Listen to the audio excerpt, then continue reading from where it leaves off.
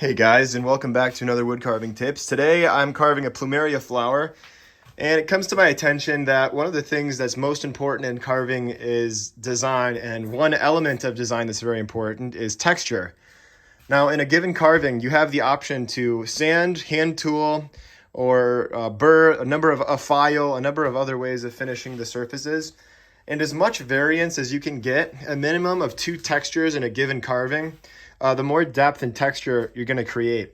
For a good example of that is this piece here. I've got a hand textured background that I will clean up and create a little bit more of a uniformity to, but then a sanded plumeria, which causes the flower to stand away from the background.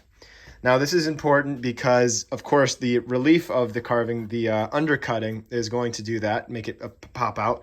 But also the change in texture allows your eye to differentiate from the background and the object itself.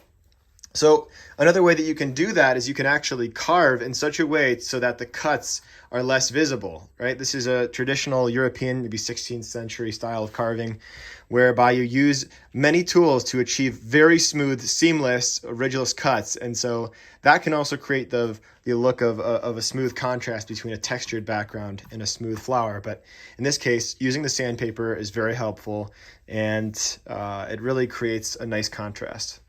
So try and create multiple sort of textures, if you will, and that will definitely improve your design. All right, that's all. Thanks, guys.